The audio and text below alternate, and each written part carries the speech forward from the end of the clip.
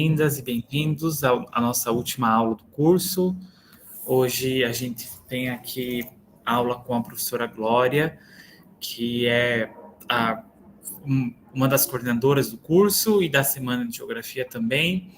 E a gente tem, antes de começar a aula, a gente tem alguns recados finais, que é sobre o curso, sobre como vocês irão receber a certificação, a presença e esses detalhes. Primeiro, a nossa equipe ela está contabilizando a frequência de todas as aulas. Esse é um trabalho está sendo um trabalho difícil. A gente teve as mesas da Semana de Geografia também, então a gente está contabilizando tudo isso e em breve a gente vai ter já os resultados, em cerca de 2 a 3 semanas. Então, nesse período de 3 semanas, a gente vai encaminhar a aprovação de quem foi aprovado, evidentemente, para a Comissão de Cultura e Extensão da Faculdade de Filosofia, Letras e Ciências Humanas da USP, e eles têm um prazo de até 1 mês para emitir o certificado. Todo mundo vai receber o certificado pelo e-mail que se cadastrou no curso. Então, o e-mail que vocês se cadastraram no curso é o e-mail que vocês usaram lá para fazer essa inscrição, que foi em março desse ano. Mantenham esse e-mail, a caixa aberta livre, para que vocês possam não ter nenhum problema, né, ao receber esse e-mail. Então, só para clarificar, são cerca de 2 meses até a emissão do certificado, contando a partir de amanhã. Para quem foi aprovado, a gente vai mandar pelo e-mail a relação dos aprovados em breve. E é isso. Então, para não deixar nenhuma dúvida, vou repetir mais uma vez, são cerca de 2 meses para que chegue o certificado. Alguns anos chega mais cedo, alguns anos chega mais tarde, isso não vai estar mais sob o nosso controle, isso vai ser com a Comissão de Cultura e Extensão da faculdade. Esse era o primeiro, e o segundo recado é que boa parte do curso está disponível, vocês sabem disso, e a gente faz questão que vocês também divulguem isso. Boa parte do curso está disponível no site da Semana de Geografia, semandegeografia.fefeleste.usp.br. Vocês podem acessar o curso, assistir às aulas que passaram, que ocorreram na íntegra, lá no nosso site, e vocês podem também divulgar para outras pessoas, caso tenham interesse. Você já tem acesso ao nosso site, enfim, fica aberto a para que vocês nos ajudem, né, a divulgar e fortalecer essa nossa iniciativa. Eu li. E a pergunta da Fernanda, quantas aulas tivemos ao todo? A gente teve 15 aulas ao todo. Contando com as mesas da Semana de Geografia, que cada mesa contou como aula também. Alguém mais tem alguma pergunta sobre esse assunto? Sobre alguma questão burocrática? Ou algo nesse sentido?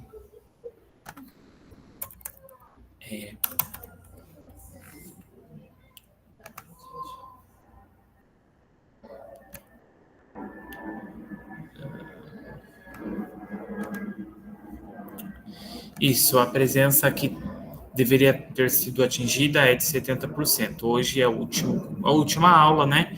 E é o último momento para computar essa presença.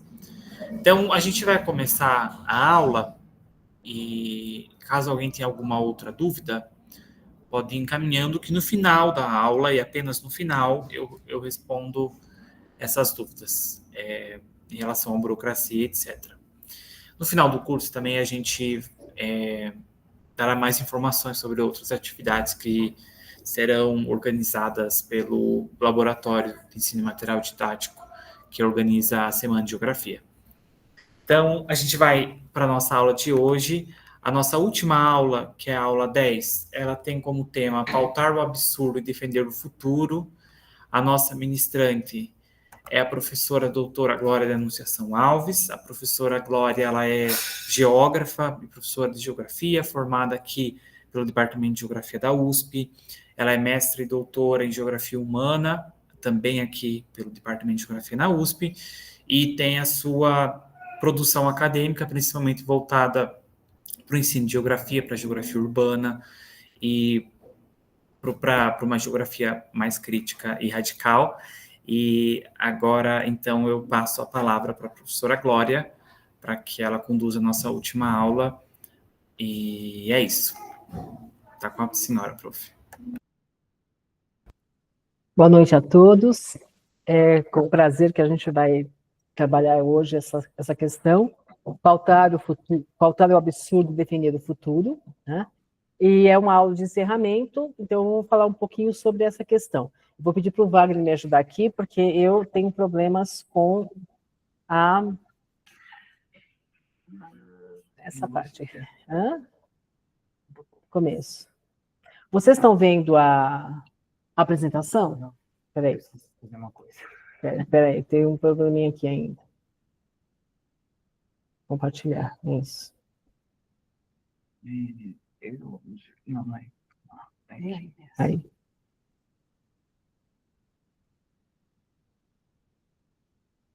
Vamos ver se eles estão vendo. Ah, você consegue ver no seu, tá bom. Só oculta essa barrinha de baixo, não atrapalha. Boa noite, então, a todos, novamente. Se tiver algum problema, vocês falem, que aí o Wagner está olhando aqui do lado, ele me ajuda também, tá? Então, o tema da aula de encerramento é pautar o absurdo e defender o futuro. Pautar o absurdo, né? Eu sempre aposto que para a gente poder debater e conseguir fazer uma transformação do mundo, é pelo ensino, pela educação que a gente consegue fazer isso. Então, a importância da gente na sala de aula para poder debater o absurdo, que é, por exemplo, achar a violência normal. Quando a gente banaliza as mortes das pessoas e ainda se justifica que se trata de efeitos ou danos colaterais justificáveis nas diversas escalas geográficas. Só para a gente poder lembrar, ao longo do curso, se trabalhou muito, os palestrantes, né, com várias guerras, que eu estou chamando de midiáticas aqui, no sentido de que apareciam na TV ou nos meios de comunicação, como da Ucrânia, da Palestina, e não midiáticas, como as ocorridas no continente africano, na América Latina. E sempre os professores retomaram os processos históricos das mesmas, mortes, migrações, problemas decorrentes, em um mundo marcado pelo avanço imperialista, né? Então, o que eu vou tentar debater aqui é uma escala mais ligada ao nosso cotidiano para encerrar o curso. Mas aí, só para a gente poder relembrar essa ideia dos danos colaterais, eu vou pegar o caso especificamente da Palestina, onde quando você tem Israel atacando um determinado local, ele fala assim, não, eu estava atacando os terroristas. Então, as mortes de crianças e mulheres são os chamados danos colaterais, ou seja, eu justifico por que, inclusive, essa morte ocorre. Eu não consegui não falar disso nessa última aula, então eu vou trazer para o cotidiano mesmo, Brasil, área metropolitana do Rio de Janeiro, né? A mega operação dos complexos da Penha e do Alemão, que aconteceu no dia 28, ou seja, na semana passada. E todas as notícias que eu trago aqui, eu estou referenciando a partir dos jornais. No caso, eu peguei da Globo, mas eu queria chamar a atenção de que, assim, por que eu peguei essa mega operação? Porque eu estou chamando a atenção de que a gente está falando de 117 mortes, mais 4 policiais. Então, são 121 pessoas que morreram numa única noite. E não dá para dizer que isso é só número, são pessoas que morreram, né? E o que fiquei mais chocada quando a gente vê esse tipo de coisa é que, dos 117 pessoas que foram mortas pela polícia, cerca de 90% eram homens negros e com menos de 30 anos de idade. Os policiais, eles eram mais variados, mas os 4 que morreram, de alguma forma, inclusive, tinha mal acabado de entrar na polícia, ou seja, nem ele tinha capacidade para poder fazer as ações. E o que espanta é que quase 60% dos moradores do Rio de Janeiro e da região metropolitana aprovaram a operação policial.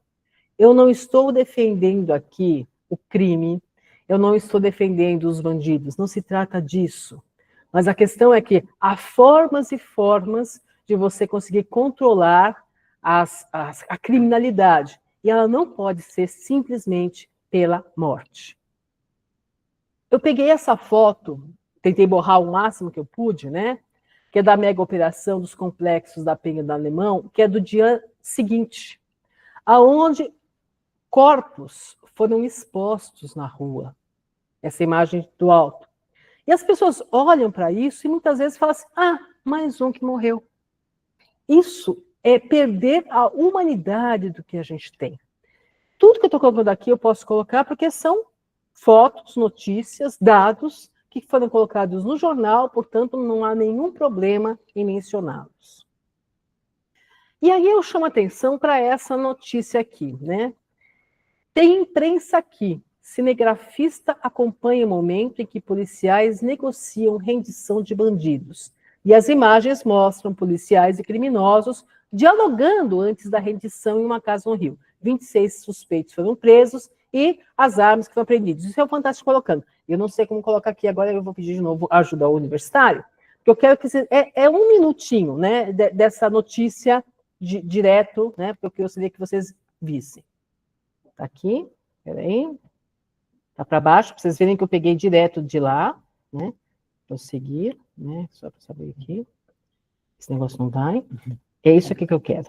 Essa notícia aqui, é isso aqui. Isso. Pulo Black Friday. Dá para pular? Não. Não. Tem que esperar. E tem que ter som. Gente, desculpa, mas esse a gente não está conseguindo pular. Aqui. A equipe de policiais que Jadson acompanhava chegou a uma casa onde um grupo de criminosos estava escondido. Ele estava ali escondido e negociaram para se entregar. Ele queria se entregar. Vem imprensa aqui, a imprensa está aqui, federal. Vem na moral, filhão. Bora aí, na moral, na moral. A imprensa está aqui, irmão. Chega aí a câmera. Ô, câmera aí, ó. Câmera aí, ó. Eu fui lá e conversei um pouco com eles. Irmão, sou jornalista, eu estou aqui, eu vou registrar tudo, pode se entregar. Aí eles, sim, eles se entregaram, entendeu? Eles começaram a sair de um a um, eles se entregaram ali. Não, vai descer, rapaziada, um atrás do outro. Tá geral sem camisa, pegou a visão? Tá geral sem camisa, nós vai descer aqui devagar. Sem esculacho, calma. Vai sair geral, o bagulho é tranquilidade. O bagulho é tranquilidade, mano. Sem esculacho.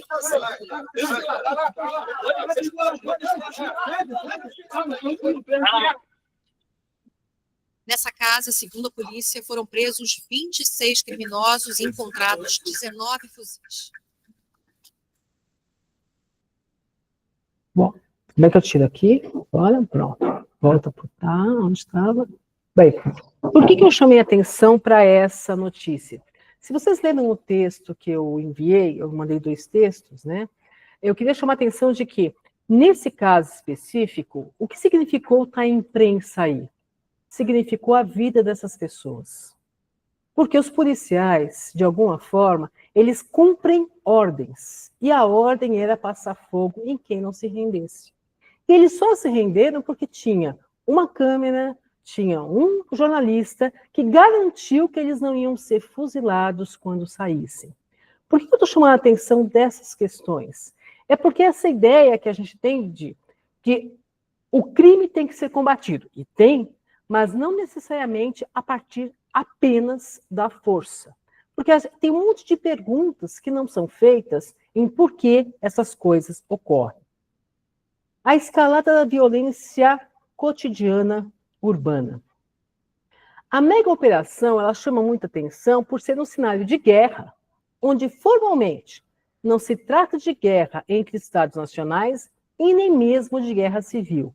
Porque a gente chama de guerra civil quando você tem grupos que lutam contra o governo para tomar o poder. Não é disso que se trata. A gente está falando de uma situação muito específica que era chamada violência urbana. E as mortes, principalmente eu fui olhar quem eram os mortos. A Globo também disponibilizou a carinha de todo mundo, e embaixo a idade e qual era o crime que ele tinha cometido. Eu vou insistir que não se trata de defesa de criminosos, mas o que acontece? Quando eu vi os 117 mortos, o que eu vejo?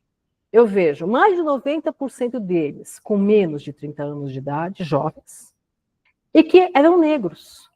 Por que eles é que são os mortos?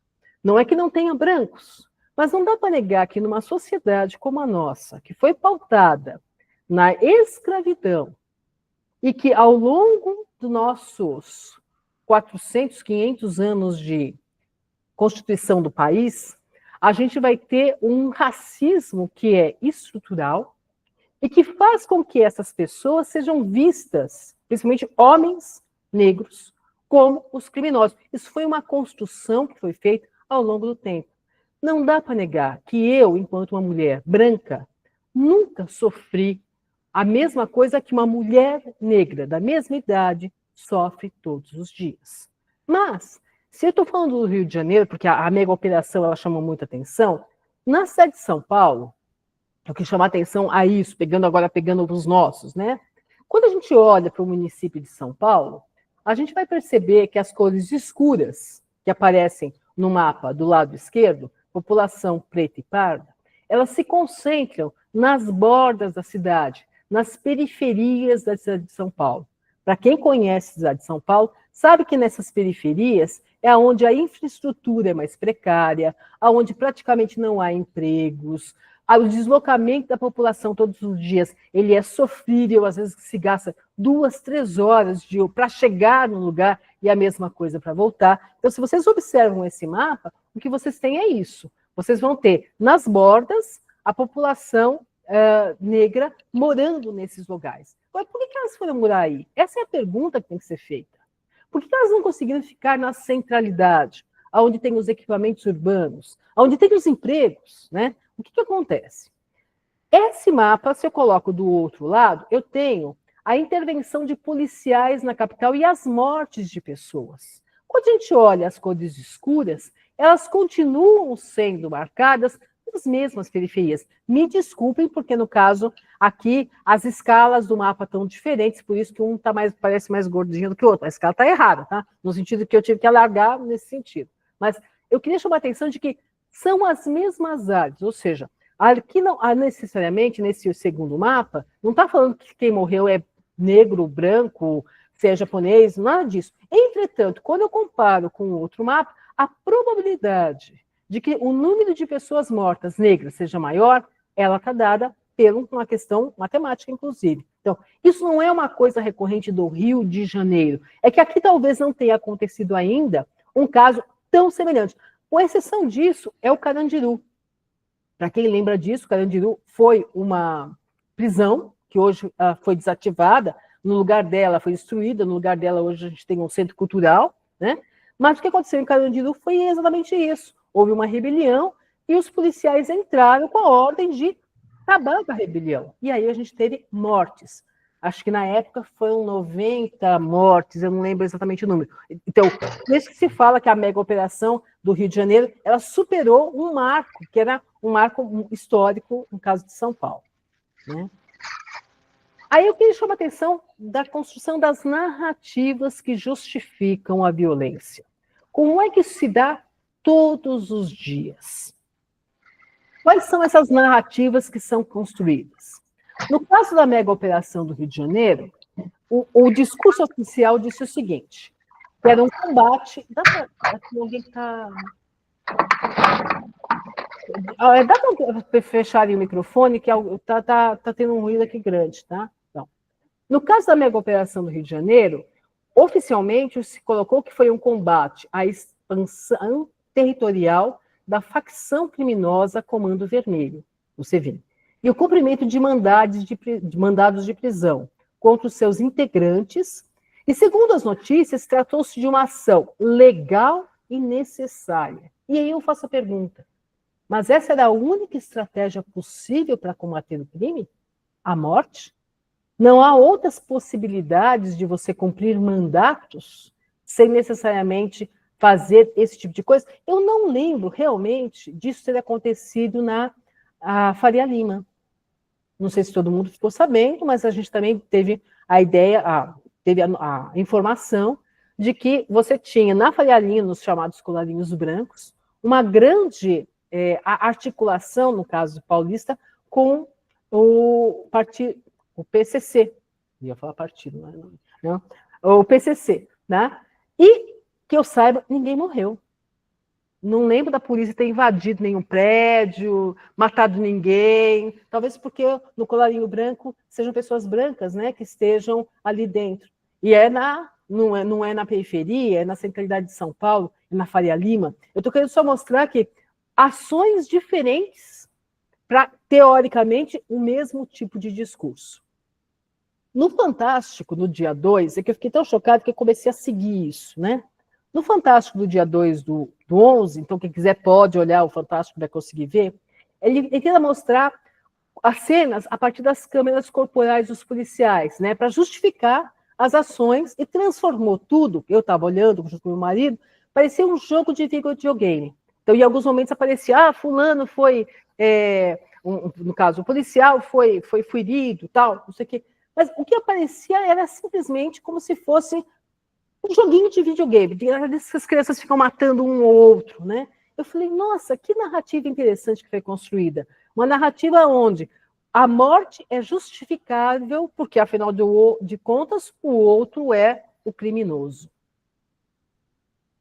E aí eu peguei uma frase que eu lembrava quando era criança, né? Bandido bom é bandido morto.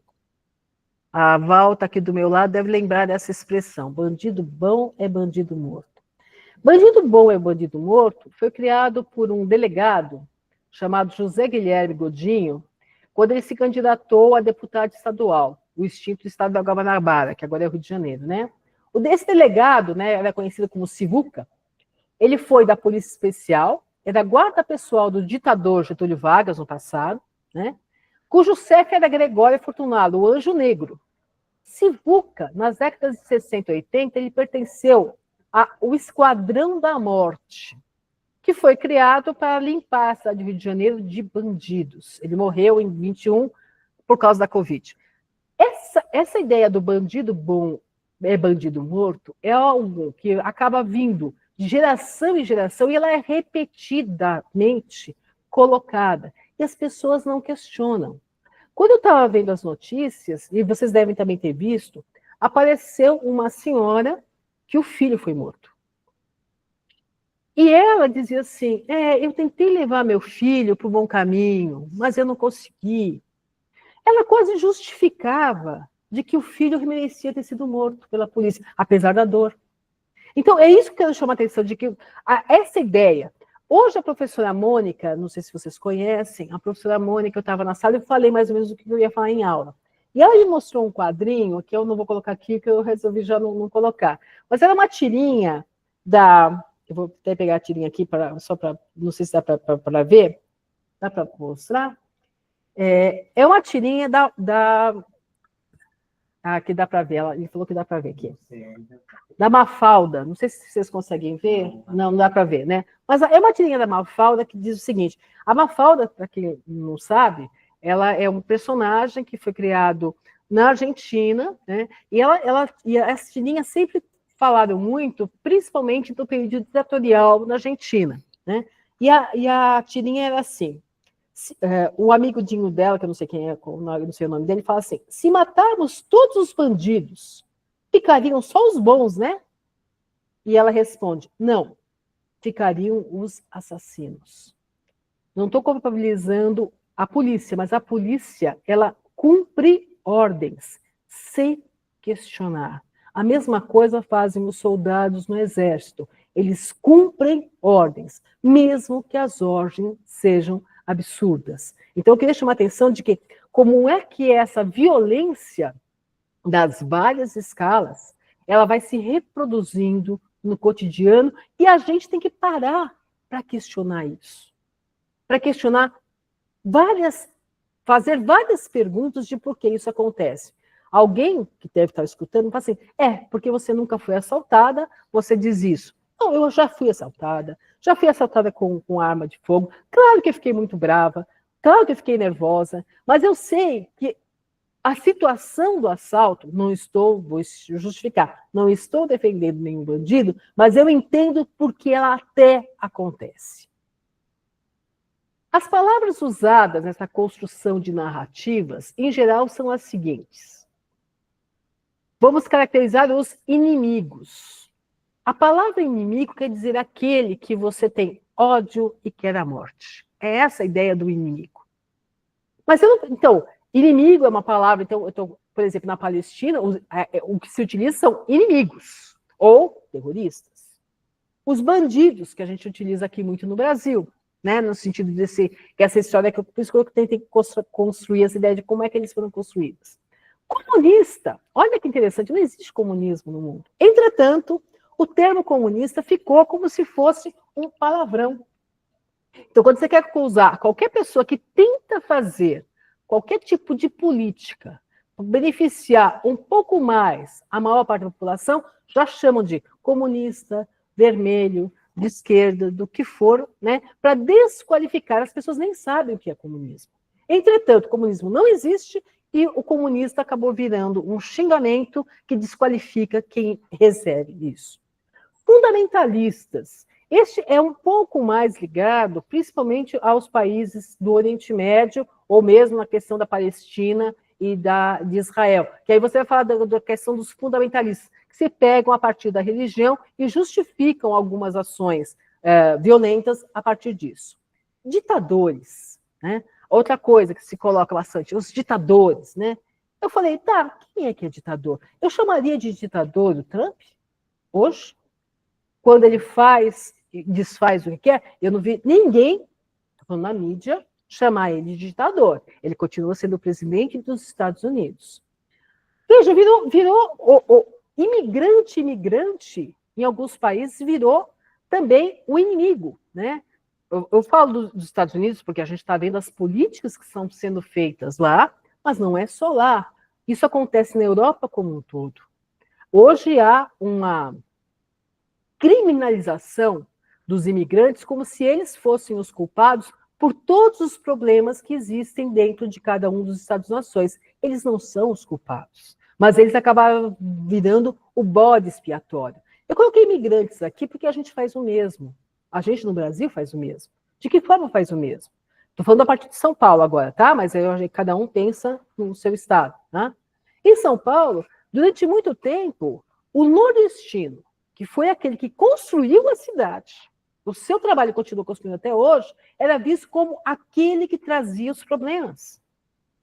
Hoje, você vai falar em São Paulo, talvez não mais do nordestino, porque de alguma forma ele foi integrado, mas você vai falar do haitiano, vai falar do paquistanês, vai falar daquele que está vindo para o país, do venezuelano, porque está vindo para o país para tentar melhorar de vida. Então, a gente faz o mesmo, a gente fala do outro, mas esquece que no cotidiano a gente acaba reforçando as mesmas ideias.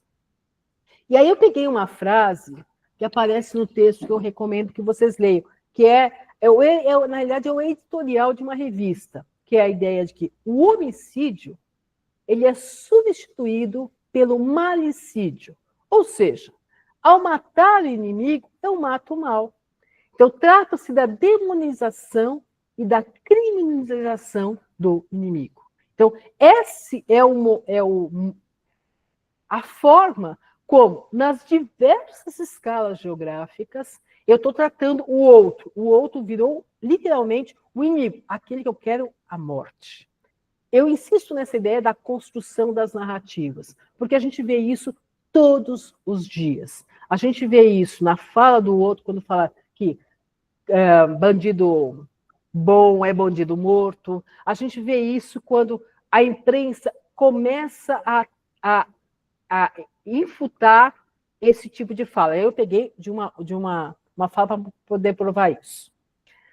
Eu gosto muito de ver jornais de TV aberta, então Jornal Nacional, Jornal da Band, eu passo de um para o outro, né? Porque às vezes a notícia é a mesma, mas eu gosto de ver como é que eles tratam a notícia. Então, eu coloquei aqui, mídia e a construção de narrativas.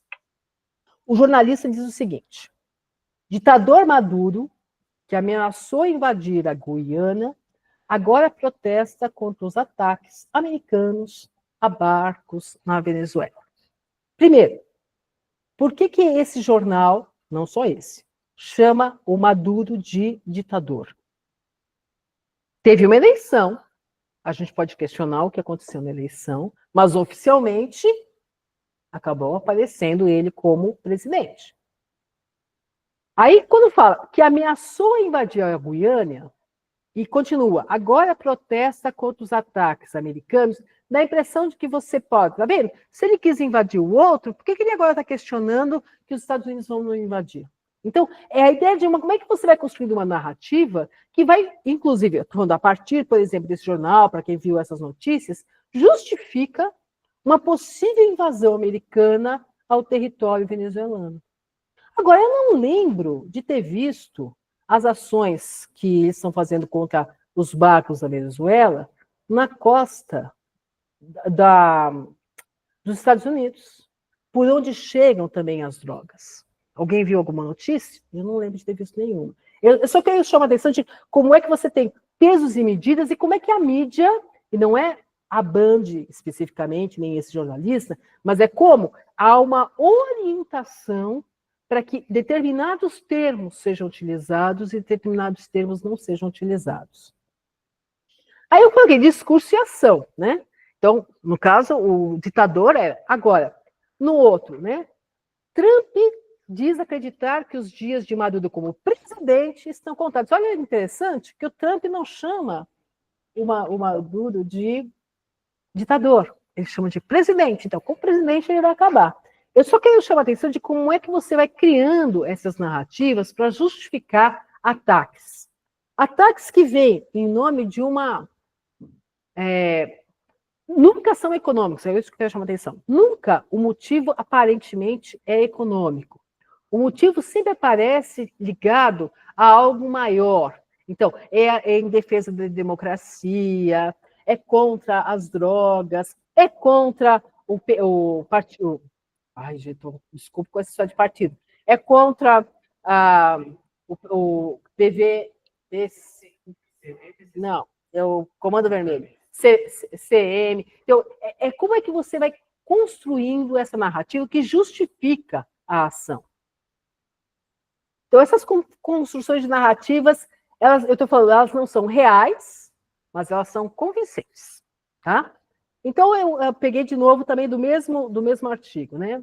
Raramente, na atualidade, um conflito se apresenta como uma guerra de agressão ou movida por interesses econômicos ou geopolíticos. É claro, raramente, quando esse texto foi escrito, ainda não tinha tido ocupação, no caso da Ucrânia, né? Porque na Ucrânia realmente é por motivos econômicos, e por isso o pessoal não tem nenhum problema de falar disso, né? Já falo exatamente dessa forma. Mas, por exemplo, Israel e Palestina, não tem nada a ver com econômico, nem geopolítico. É uma questão de se defender do terrorismo que vem do Hamas. É outra história, então é só para a gente poder entender. Entretanto, todo mundo deve lembrar, quando a gente estava tendo as aulas, de que há toda uma tentativa de reconstrução da área, mas quase transformando num paraíso para turistas, tirando todos os palestinos do lugar. Eu quero chamar a atenção de como é que esse discurso vai aparecer.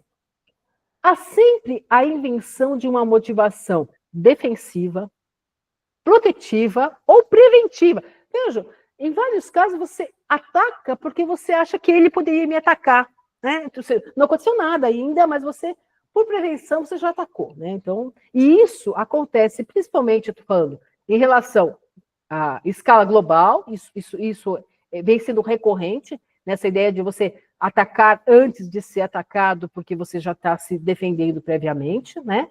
Mas acontece também, no caso que a gente estava vendo no cotidiano, que eu preciso acabar com a violência que tem nos morros, por exemplo, do Rio de Janeiro.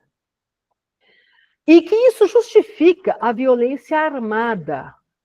E o caso mais emblemático que eles estavam dando aqui é que muitos de vocês sequer... Não, alguns já tinham nascido, outros não. Em 2013 você já tinha nascido, por exemplo? Você não, tá? Por exemplo, o Wagner não tinha nascido ainda. Mas em 2003 teve a Segunda Guerra contra o Iraque, e oficialmente ela foi marcada pela tentativa de destruição das armas que existiam no Iraque, do Saddam Hussein, que nunca existiram.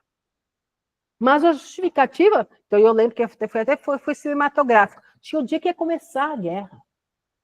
Eles avisaram que ia começar. Aí todo mundo foi para a TV para ver quando ia começar a guerra. E eles jogaram a bomba, dizendo que naquele lugar especificamente estavam as bombas. E depois se descobriu que não tinha bomba, coisa nenhuma, não tinha arma, coisa nenhuma, mas aquela guerra matou 100 mil pessoas. Com a justificativa de que era preventiva, que eles poderiam utilizar as armas, que eles queriam destruir as armas. Eu só estou querendo relembrar algumas coisas na nossa história, só para a gente lembrar um pouco de como essas narrativas, que é a ideia de fake news, né, que a gente chamaria hoje de fake news, ou seja, eu crio um discurso e em cima desse discurso falso eu crio a guerra, eu mato as pessoas. Aí a Venezuela, né? Aí eu volto, né? Qual é o termo? De novo, não estou defendendo Maduro, tá? Mas a ideia é derrubada de um ditador. Aí eu falei, ditador? Que ditador? Na Arábia Saudita, eu tenho democracia ou também é uma ditadura? Na China. Nos dois, oficialmente, eu tenho ditaduras, mas ninguém chama o presidente da China de ditador, nem o presidente da Arábia Saudita de ditador. E nem está pensando sequer em atacar esses dois países, tá certo? Então, nem não tem democracia. Estou falando, porque oficialmente ditaduras é quando você tem um regime onde você não tem a possibilidade da população se manifestar. Então, quando você tem, no caso da Arábia Saudita, uma monarquia que vem de anos e que vai se preservar, ela é considerada uma ditadura. A China, durante muito tempo, ela é inclusive chamada de comunista, que não é, também, ela tem um presidente que ninguém escolhe, que é o partido que escolhe, pronto, é também uma ditadura. Agora, alguém ouviu falar que os Estados Unidos vai atacar a Arábia Saudita ou vai atacar a China por causa disso? Eu estou querendo falar de derrubada de um ditador. Então, quando é que se derruba um ditador? Quando quer.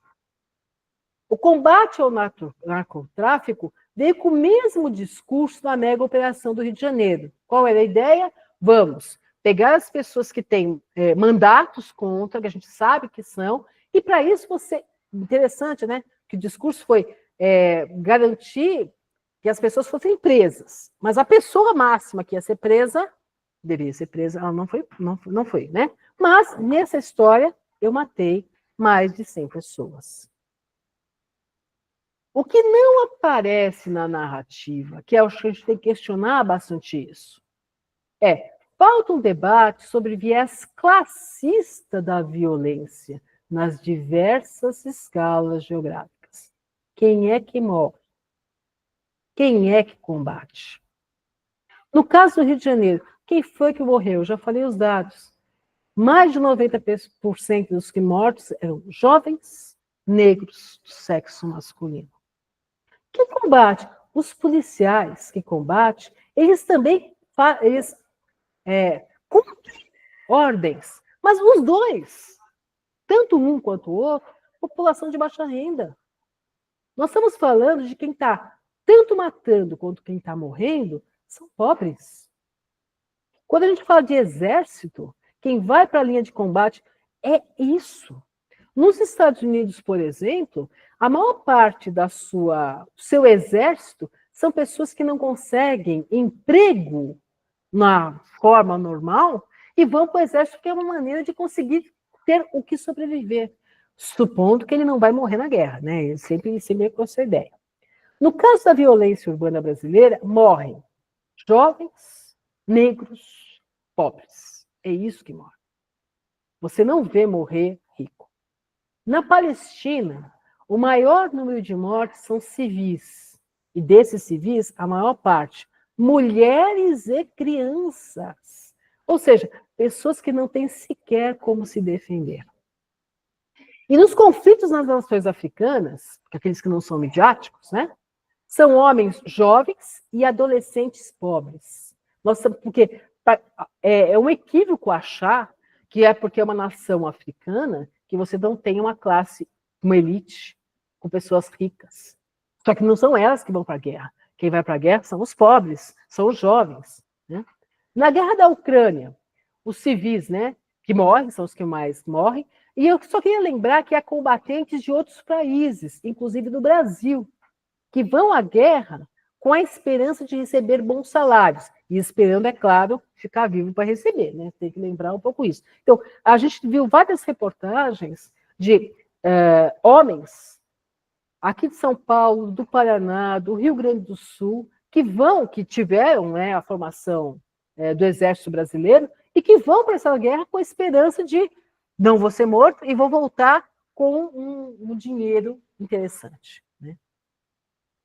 Quais são as outras questões que não são feitas? O que leva à violência e à sua banalização? Por que é a partir da violência e dessa ideia de que ela não é nada, que a gente continua? A maior parte dos homens que morreram são de áreas empobrecidas. Por que a ação criminal aparece como a única possibilidade para a realização da vida? Porque no mundo que a gente vive hoje, de acumulação flexível, como diz o Harvey, no mundo onde você não tem empregos, aonde você tem que se virar. Tem uma professora chamada Cibele Rizek, que ela fala muito da ideia de viração, ou seja, as pessoas se viram para continuar vivas. Então, elas fazem de tudo. Elas podem ser entregadores de jornal, entregadores do iFood, de todas as possíveis, como elas também podem ir para o crime.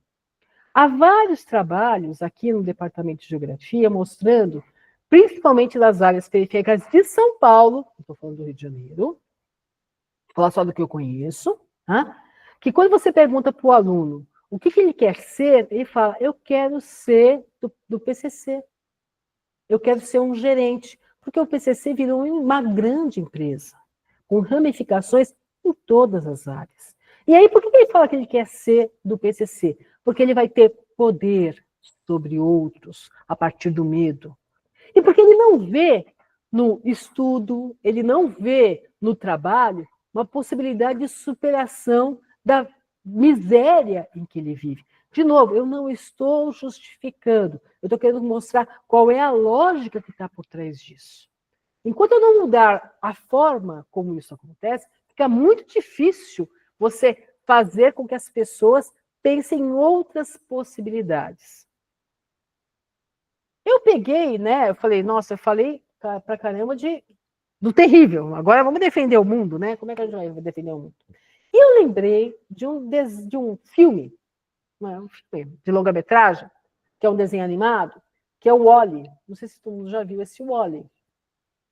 E que no Wall-E, eu peguei o negócio aqui para ficar mais fácil para a gente poder ver, né? No Wall-E, a violência foi contra o planeta Terra, que pelo lixo e pelas mudanças climáticas tornou insustentável a vida no planeta e fez com que uma parcela da população fugisse em uma aeronave até poder voltar ao planeta ou encontrar outro para habitar.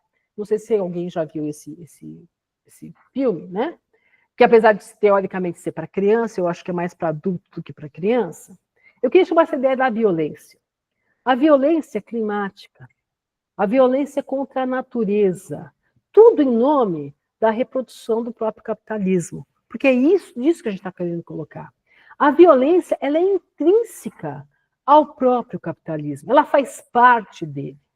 E a relação que hoje a humanidade tem com a natureza é uma relação apenas de exploração de todos os recursos.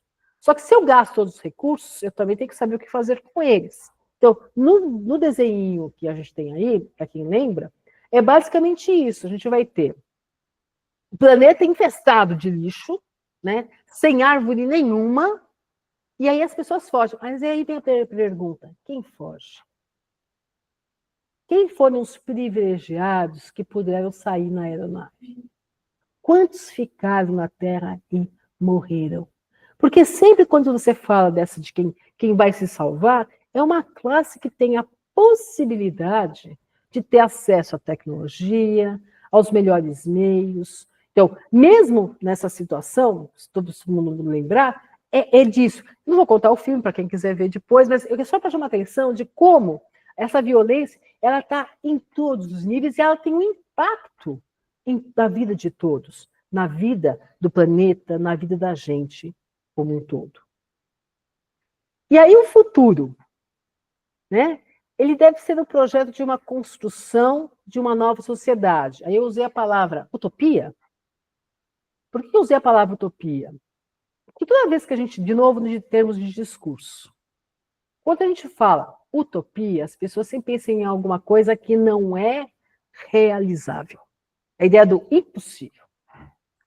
Do ponto de vista filosófico, utopia não quer dizer isso. Utopia significa construção de um projeto para a realização de algo que eu estou querendo. Só que, de novo, no discurso, a utopia perdeu essa potência e virou só, nossa, como se fosse jogar na loteria, né? Eu jogo, quem sabe eu ganho, né? Não é isso, né?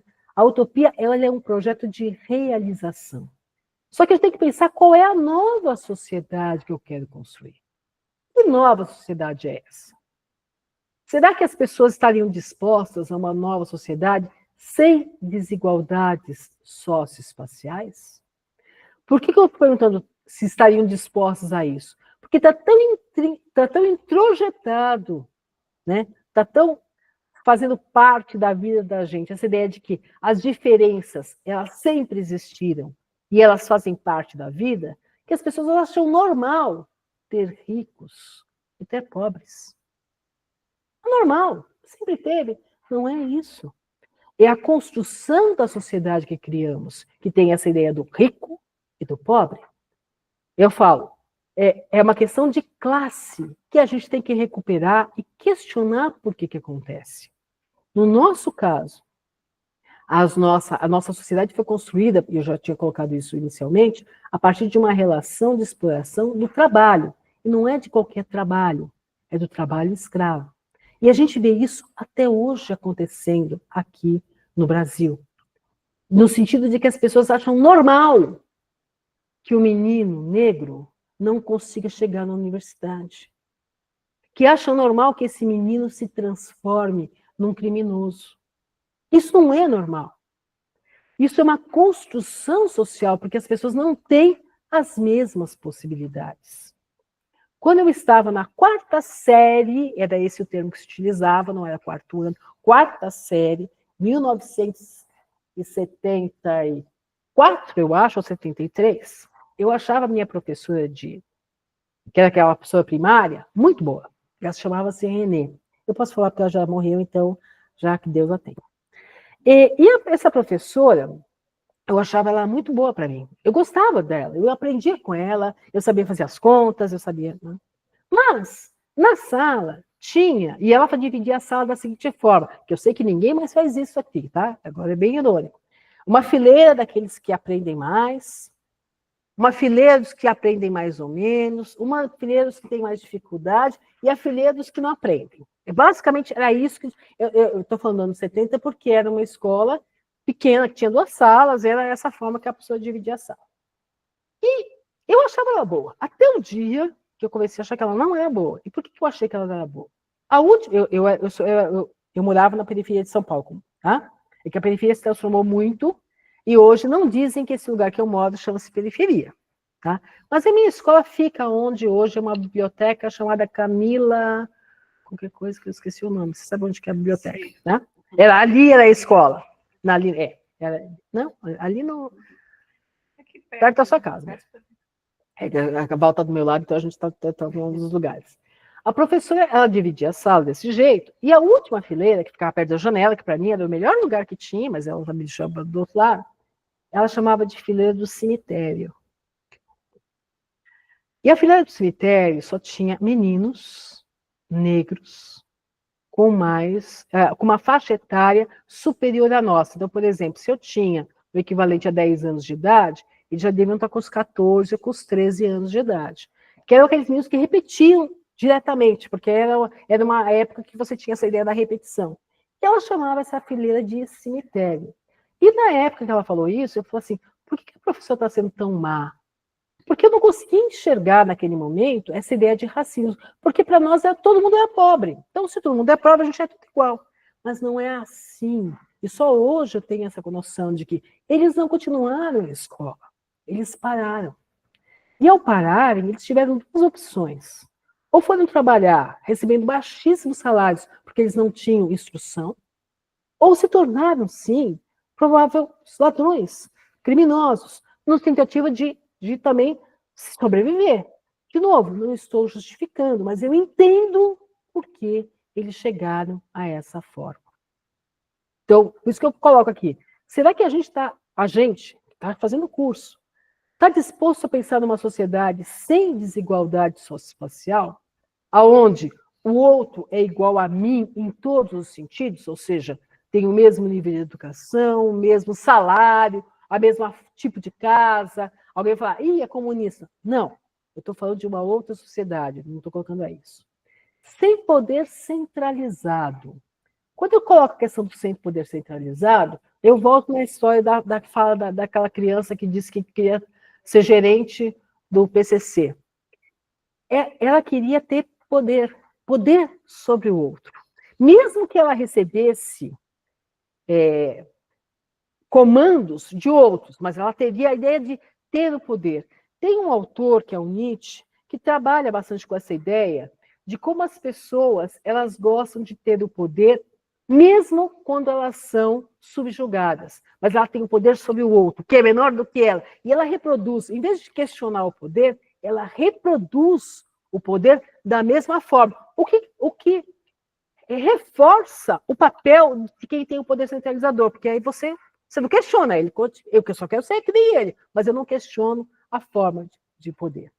É o que eu chamo de igualdade na diferença. Nós não somos todos iguais, mas eu tenho que ter uma igualdade reconhecendo que eu sou diferente, mas isso não quer dizer que ele tem que ser o meu inimigo, ele é só diferente de mim, mas não é meu inimigo. Uma nova relação sociedade-natureza. A nova relação sociedade-natureza passa pelo fim do consumismo, que é o que a gente está fazendo hoje na sociedade. Que é quando a gente utiliza, porque foi educado para isso, né, a utilizar todos os recursos de maneira que não necessariamente precisa. Só com um exemplo, eu estava brincando com ela. Eu estou com fone de ouvido aqui, porque a gente não consegue usar esse computador, que segundo ela não é tão velho assim, sem colocar essa coisa, porque o som não sai. Eu tenho um igual, mas o meu é mais velho. Apareceu uma mensagem assim para mim. Seu Windows 10 não vai ter mais reposição. Então, meio que opções. Comprei um outro computador com o outro. É isso que meu computador funciona. Só que criou-se uma forma de onde ele ficou... ele vai ficar inoperante daqui a algum tempo, e eu vou ser obrigada a comprar um outro computador que exige mais ferro, mais níquel, mais uma série de nióbio, uma série de elementos da natureza que tem que ser colocados para que esse computador... E aí o velho vai para o lixo. De novo, vai fazer aquela montanhinha do óleo, né? Porque chega um momento que eu não tenho onde guardar. Essa nova relação com a natureza tem que ser pensado nesse sentido. Se é que a gente vai ter natureza. A gente vai ter a COP, né, na semana que vem, né, onde está se discutindo o aquecimento global, que tem gente que nega até hoje. O ano passado, na Semana de Geografia, a gente teve toda a discussão sobre isso. E é interessante perceber que há um negacionismo com relação ao que está acontecendo no mundo. E aí eu volto nessa questão de que sociedade é essa que a gente quer. Utopia, construção. De novo, aí a construção de um projeto de uma nova sociedade, mas uma sociedade que seja muito diferente do que a gente tem hoje. A questão é se as pessoas... Como é que eu vou construir isso? Essa construção, ela começa na mudança do nosso cotidiano. Quando nos indignamos, quando perguntamos os porquês. Quando a gente deixa de escutar só a mídia e começa a fazer pergunta, por que isso acontece? Por que as crianças vão para o mundo do crime? Não há outras possibilidades? Por que os salários são tão baixos? Por que a diferença no Brasil, por exemplo, entre os que ganham mais e os que ganham menos é tão grande? O mesmo não acontece, por exemplo, na Noruega, né? É que o Wagner fez não é que não tem diferença, mas quem ganha mais e quem ganha menos, a diferença não é tão grande assim, o que permite que as pessoas tenham uma relação mais igualitária em relação ao que acontece na cidade, no país. Então, a gente tem que fazer as perguntas, e a gente tem que fazer com que os nossos alunos façam as perguntas, questionem, porque a partir desse construção de conhecimento que a gente consegue pensar um futuro diferente. Eu vou voltar num slide que eu usei na primeira aula, né? Na primeira aula eu coloquei esse slide aqui, né? A cena de 2001, Odisseia do Espaço, que é um clássico, né, da Filmoteca Mundial, né? Aonde a gente tem que repensar o que é violência, para não cair na banalização. Mas repensar a violência não é violência, inclusive, cotidiana. Quando eu falo de violência cotidiana, eu estou falando da violência entre marido e mulher, quando a gente está falando dos feminicídios, quando a gente está falando de crianças que apanham barbaridade. Eu estou falando isso na escala pequena, né, no sentido do cotidiano da gente. Mas quem é que já não escutou palavras ofensivas por questões banais? Como se isso fosse normal. Então, quando a gente hoje, por exemplo, fala de feminicídio no Brasil, as pessoas falam assim, mas eu já escutei isso. Mas a moça, uma moça foi estuprada. Mas ela provocou. Ela estava com a sainha curta. Gente, cada um usa o que quiser. Eu não posso justificar a ação do criminoso culpabilizando quem é a vítima. Mas isso faz parte do nosso cotidiano. Eu acho que vários de vocês já devem ter escutado coisas desse tipo. A guerra entre nações, ela não pode ser banalizada. Tem que perguntar por que está acontecendo. Que motivos leva a isso? Quando a gente vê a guerra de Israel com a Palestina, né, que a gente está vendo, a gente vê a omissão que tem no mundo frente ao genocídio que vem acontecendo na Palestina. A gente tem a ONU, mas que não consegue fazer nenhum tipo de ação, porque tem os países que têm um veto de segurança, então nada acontece, mas o mundo está vendo pessoas sendo mortas todos os dias, com o discurso de que é preventivo, é contra o Hamas, por alguma coisa que realmente eles fizeram, mas isso teoricamente teria que ser superado, mas elas continuam existindo. Então a gente tem que questionar por que elas acontecem, o que leva a isso. E não só as guerras que são midiáticas, mas as guerras que não aparecem, inclusive, na mídia, como as várias guerras que eu tenho entre estados, ou nos estados-nações africanos, que muita gente está morrendo. A violência cotidiana e as implicações disso na vida da humanidade. A gente não pode deixar com que as coisas aconteçam achando que isso é normal. A gente deixa de ser humano. A gente acaba virando um animal. Aqui representado pelo macaco, né? Mas a ideia de um animal no sentido de não ter conhecimento, discernimento, sabedoria. A humanidade, teoricamente, teria que ter isso. Então, construir um novo projeto de humanidade, onde as ferramentas, eu queria chamar a atenção disso, né? Essa ideia do monolito aparece como sendo, no caso do filme, para quem já viu o filme, né? O monolito aparece como algo de sabedoria, né? É essa ideia de alguma forma, ninguém sabe exatamente o que ele é, mas ele aparece como diferente.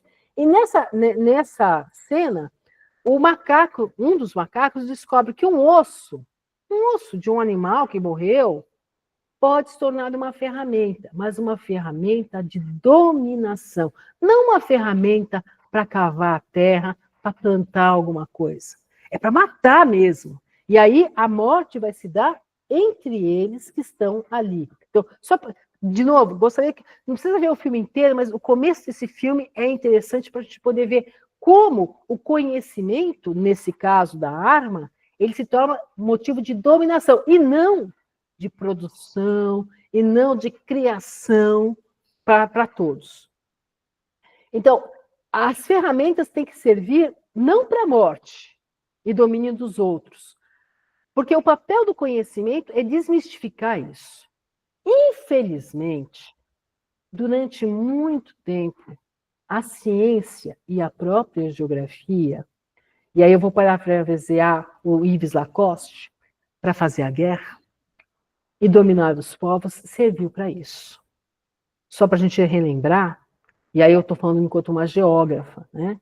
Os clássicos da geografia, Ratzinger e Lablache, tanto Ratzinger quanto Lablache, embora com discursos diferentes, justificavam o domínio do Ocidente com relação, no caso europeu, com relação tanto à América quanto à África. Colocando da seguinte forma, ciência, tá? Dizendo que os povos dessas áreas, tanto da África quanto os indígenas, as populações indígenas do continente americano, eles eram inferiores enquanto civilização se comparadas à europeia. E que por isso, como eles eram, principalmente o Lacoste, no caso, desculpa, o Vidal de Lablache, né, que ele via com um discurso diferente, né, era uma obrigação dos povos europeus levar conhecimento a esses outros povos, nem que fosse à força. Eles tinham que aprender de alguma forma, como se faz com as crianças. Então, eu queria chamar a atenção de que a ciência ela não pode ter mais o papel que teve, infelizmente, boa parte dela até hoje, que é criar justificativas para dizer que o outro é inferior, que o cérebro do outro é inferior, que ele não dá para isso, que é como se fosse uma questão genética. Não se trata de genética. Se trata de como é que eu crio narrativas que justificam a dominação dos povos. Eu queria terminar aqui, mas não para dizer que o mundo é pessimista, mas para a gente pensar como a gente pode pensar num mundo novo, num mundo diferente. É isso, gente. Aí eu gostaria que agora vocês fizessem questões, perguntas e também colocassem as posições de vocês. E que eu não acabei não deixando vocês interromperem na metade, mas vocês fiquem à vontade agora para poder fazer. Espera aí que ele está parando aqui.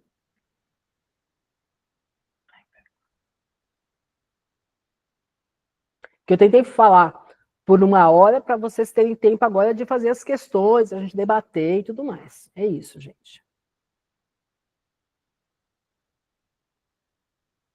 Pronto.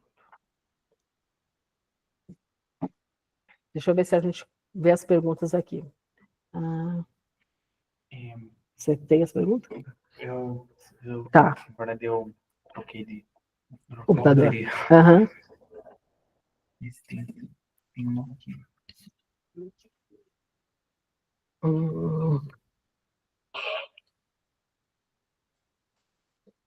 Aqui, o Otacílio.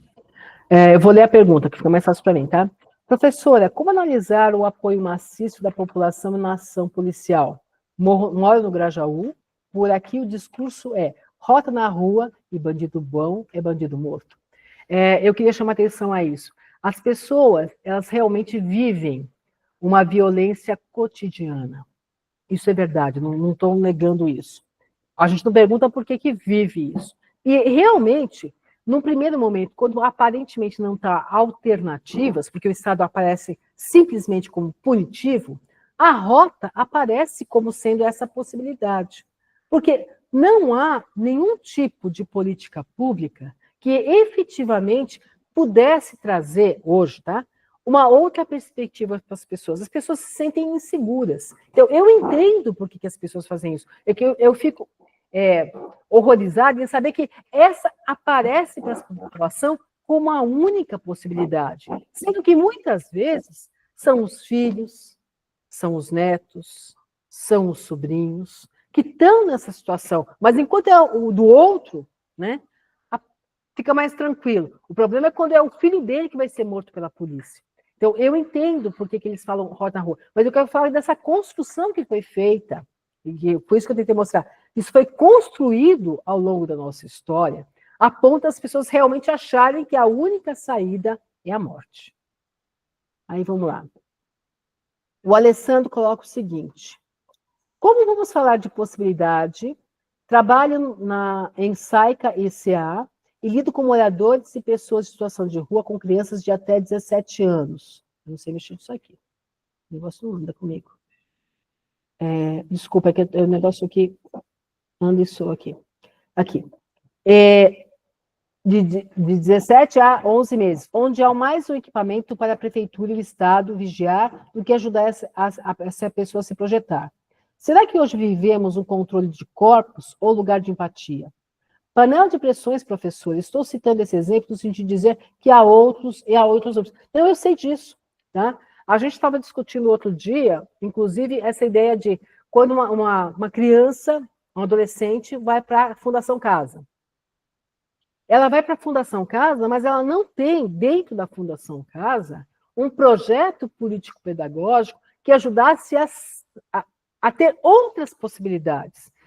Acaba aprendendo como fazer melhor o crime. É isso que eu quero chamar a atenção. Então, eu acho que é um propósito do próprio Estado, essa não ação.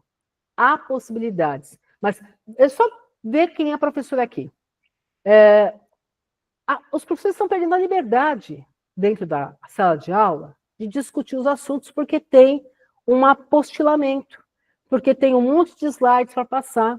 E se você não passa os slides, quando chegar a prova, o aluno responde o que está no slide, a nota da escola cai, o professor é penalizado. Eu estou querendo chamar a atenção de que você está sendo criado um sistema.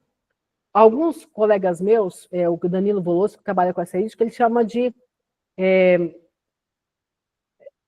a ideia de você pensar num projeto para a morte das pessoas. É como se você quisesse que desaparecessem a população, principalmente de baixa renda, através de várias situações. Ou seja, você vai criando mecanismos para que as pessoas realmente só vejam na morte ou na possibilidade do crime a superação. Só que se elas entram no crime, elas já estão fadadas à morte. Basicamente é isso. Eu entendo o que você está querendo colocar. A ideia de uma civilização humana sem guerras não é, obviamente, anistórica. Há alguma sociedade ao longo da história em que o primário da guerra não existe. É isso que eu estou querendo colocar. Eu não estou falando do passado. Eu estou pensando de como é que eu posso pensar um projeto de futuro. Senão eu vou dizer, não, a violência sempre existiu, então, né? Então ela continua existindo. É isso que eu quero colocar. Eu tenho que pensar em uma nova sociedade.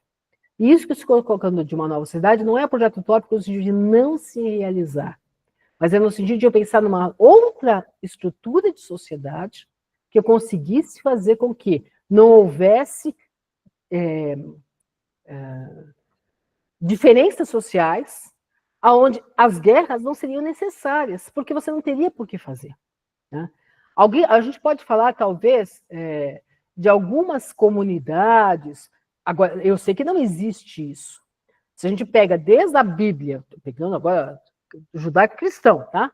Você vai ter o quê? Você vai ter sempre os povos guerreando a partir de territórios, querendo conquistas de território. E por que conquista de território?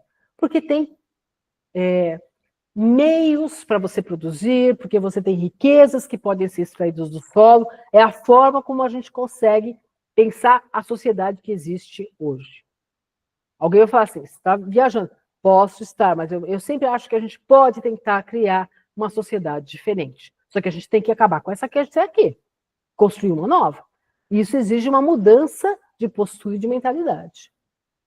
Aqui. O que mais tem? Qual mais tem aqui? Aqui. Complementando, o Alessandro ainda. Eu lembro que quando eu estudava, nós nos referíamos ao pátio, à quadra, como pavilhão. A infraestrutura dos colégios são penitenciárias. Mais investimento nisso do que em escolas, professora. Mais controlar ele em jaulas do que haver indignação, criticidade. Construiríamos fileiras que podem ir contra o sistema. Só para lembrar, existem algumas experiências de escolas, já que ele falou de escola. Tem uma escola que virou uma referência, que é a Escola da Ponte. A Escola da Ponte, ela foi uma escola criada em Portugal, esse nome que foi recebido depois, tá? Numa situação onde era uma escola onde todos os alunos que não eram, que eram problemáticos das outras escolas, eles acabaram sendo mandados para essa. Então, virou a escola do terror, né? Porque tudo que era, entre aspas, problemático estava naquela escola. O que os professores fizeram? Então, assim, ó, frente ao que a gente tem aqui, a gente tem que acabar com essa escola. Então, o que eles fizeram com a escola? Primeira coisa, eles acabaram com os muros. A escola que era murada, perdeu o muro. Para que a relação entre a escola e a comunidade fosse direta. Veja, eu estou falando de uma situação muito específica, com um número pequeno de alunos, deixa claro, mas que a situação aconteceu. Depois disso, eles faziam assembleias direto com o aluno. Então, o aluno tinha poder da palavra também, não era só o professor. E eles colocavam quais eram os problemas, e os professores escutaram. E ao longo do tempo, as coisas foram se modificando de tal forma que a escola, inclusive, perdeu as paredes dentro. Então, não tinha mais sala de aula. Tinha como se fosse grandes espaços. E nesses espaços, os professores e os alunos, eles não tinham a lógica que a gente tem de primeira série, segunda série, terceira série. Não, eles tinham roteiros para serem feitos. E os roteiros eram feitos com crianças de faixas etárias diferentes, ou seja, tinha gente do primeiro ano, estou falando se fosse pensar nessa ideia, do segundo, terceiro, até do colegial. E eles trabalhavam em conjunto. Então, aos poucos, as coisas foram se transformando de tal maneira que, embora eu tivesse formalmente em que ano a pessoa estava, ela aprendia de uma outra forma. E eu lembro de um do professor que, quando ele veio falar com a gente sobre isso, ele falou assim, eu tive que explicar para os alunos o que era colar. Porque os alunos não tinham provas. Eles tinham como se fossem, como é que é o nome daquilo que está? Roteiros de avaliação. E quando eles chegavam a determinada idade, eles tinham que ir para o ensino médio, que era uma escola só de ensino fundamental. E para ir para o ensino médio, tinha que fazer a maldita prova.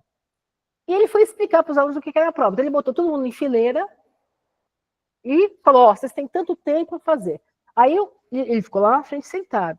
E os alunos falaram assim, mas o que você está fazendo aí, parado? Por que você está na sala?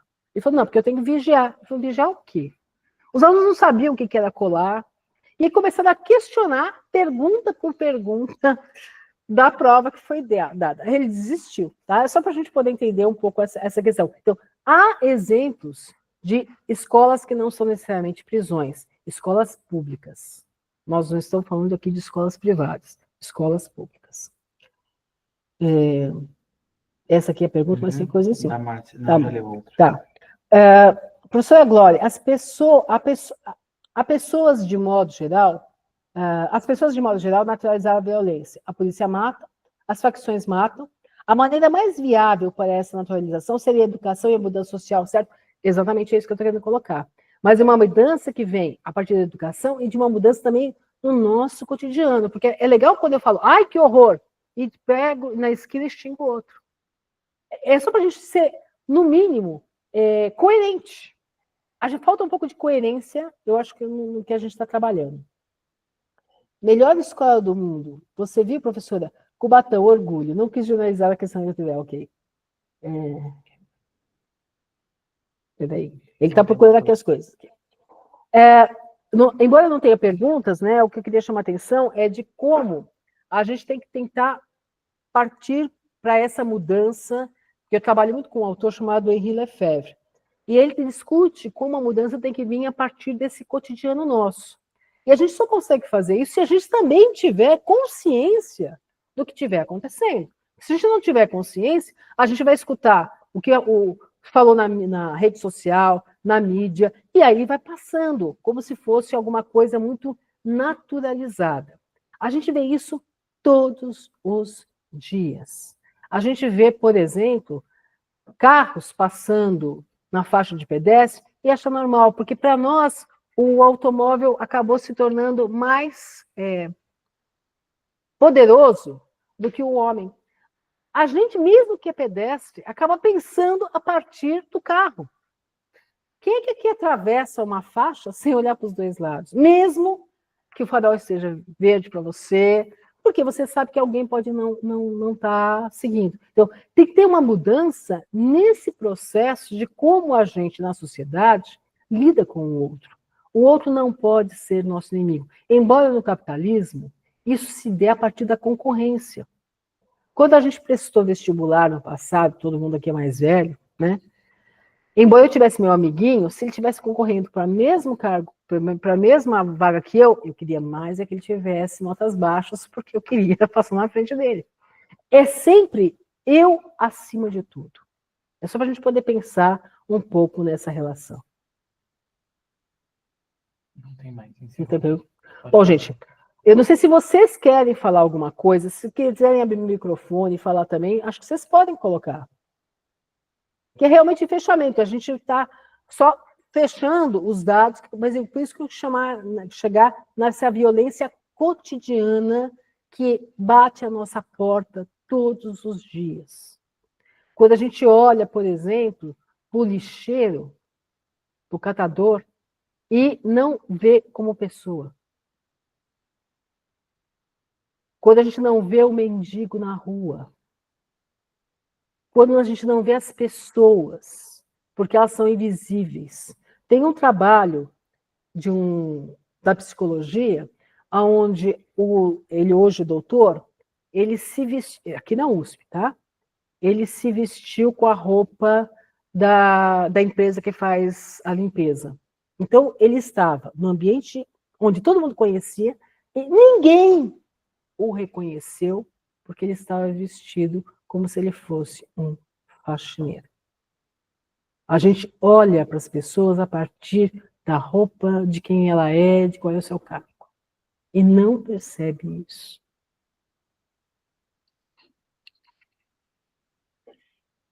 Bom, gente. Pode. Eu preciso do seu micro. O pessoal está com problemas com a vista. Tá. Bom, a gente então. O meu notebook descarregou. A gente então vai se encaminhar para o encerramento da nossa atividade de hoje, nossa última atividade por consequente. E eu só quero falar sobre, antes disso, a lista de presença de hoje. O pessoal indicou problemas.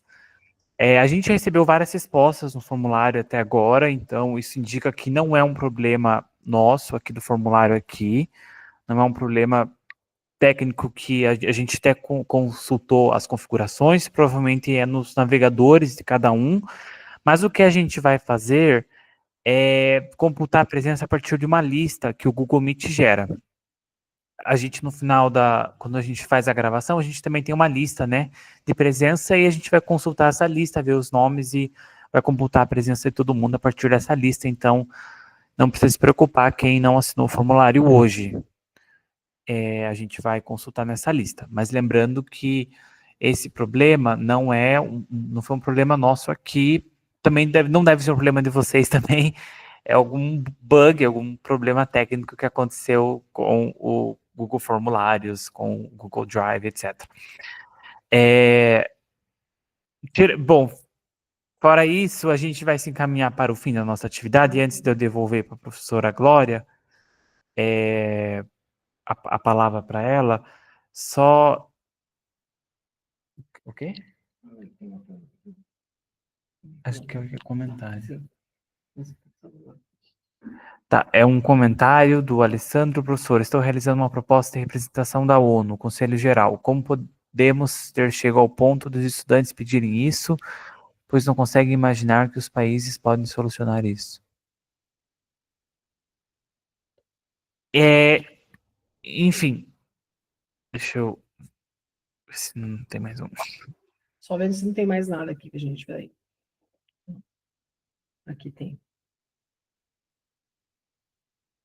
Vou ler também um comentário do Lucas.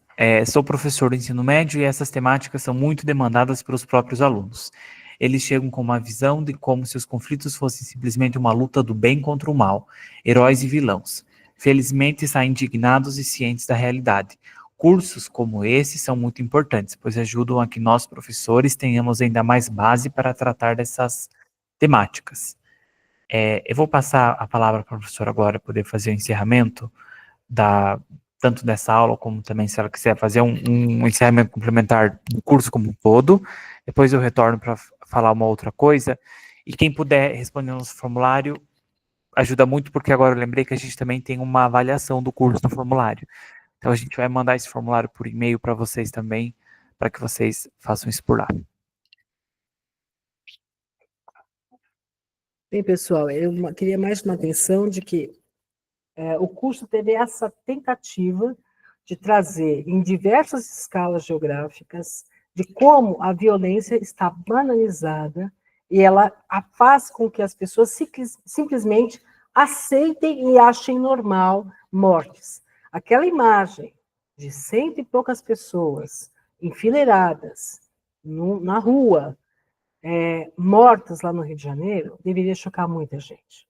Infelizmente, tem gente que deve ter dito assim, bem feito, quem mandou ser padrão? Eu queria chamar a atenção de que, de novo, a morte não pode ser vista como a saída para os problemas dentro do capitalismo, embora a necrogeografia seja hoje uma área que a pessoa está discutindo isso enquanto um projeto de Estado.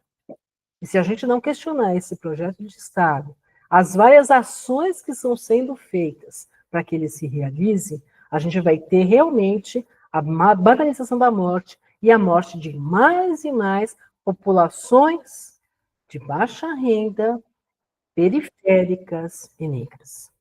Eu só queria chamar a atenção de que foi essa a ideia do curso, que a gente questione efetivamente isso. Alguém levantou a mão, que eu não sei quem. Tá bom. Então, eu agradeço, foi muito legal. Eu aprendi muito com os meus colegas também, né? Só para chamar a atenção, eu lembro quando teve aquela aula sobre a África, uma coisa que me chamou a atenção é não saber, ou melhor, é saber que o Brasil não abre a questão de refugiado para os países do continente africano, mas abre para outros. Então, por que isso acontece? Então, eu fui aprendendo também. Então, eu espero que vocês tenham discutido bastante e que possam, com isso, trazer outras perspectivas para a sala de aula também. Obrigada, gente. Muito obrigada. E por fim também, gente, eu vou divulgar para vocês, mais uma vez, que vocês acompanhem o site do LEMAD no Instagram, aliás, a página no Instagram, mas também acompanhem o site, que lá a gente coloca atualizações sobre atividades, sobre outros cursos que a gente vai organizar. Para o ano que vem, a gente ainda não tem as coisas bem definidas, mas caso a gente faça, né, uma iniciativa, uma atividade como essa, a gente vai encaminhar no e-mail de todo mundo que participou do curso, divulgando a nossa atividade. Dito isso, a gente quer agradecer, em nome da comissão organizadora da Semana de Geografia, são cerca de 80 estudantes de graduação, 2 professoras aqui e uma técnica do DG, e a gente esteve ao longo do ano inteiro trabalhando nesse tema, trabalhando com a Semana de Geografia, com 30 escolas, cerca de 1.700 alunos de escolas públicas vieram para o Departamento de Geografia, foi a maior edição da história. Esse curso também foi o curso que a gente mais teve inscritos, foram 559 inscritos. A gente tentou distribuir o máximo de vagas possíveis, conforme as limitações técnicas. E muito, muito obrigado para quem esteve até o fim com a gente, que participou de todas as atividades, que se interessou pelo debate, e também que se interessou pelo tema que a gente propôs, que foi um tema, pela nossa percepção, e acho que vocês também vão concordar com a gente, foi muito atual esse ano, e não é um tema atual só esse ano, porque desnaturalizar a violência é importante a todo momento, mas esse ano, mais do que nunca, a gente viu a relevância desse movimento que a gente tentou organizar aqui na Universidade de São Paulo. Por fim, respondendo à última pergunta, sim, serão enviados certificados individuais das mesas. As mesas ocorreram na primeira semana de outubro. Como a gente tinha dito anteriormente, tem até 90 dias úteis para o envio desses certificados. Então, quem preencheu as listas já passou, acho que um mês útil mais ou menos. Em até 2 meses vai receber os certificados individuais nos e-mails que colocaram nos certificados. Obrigado mais uma vez pela presença, pela participação de todo mundo. E lembro que, mais uma vez e uma última vez, para a gente poupar a nossa caixa de entrada de vários e-mails, o certificado desse curso será enviado em até 90 dias, também agora, contando a partir do momento que a gente encaminhar para a Comissão de Cultura e Extensão, que será em torno de 3 semanas. Mantenha a caixa de entrada atualizada para poder receber. E você quer falar alguma coisa, Alessandro? Wagner, como a gente não costuma fazer muito isso, porque a gente faz isso pelo chat, né? Queria agradecer pela oportunidade, tá?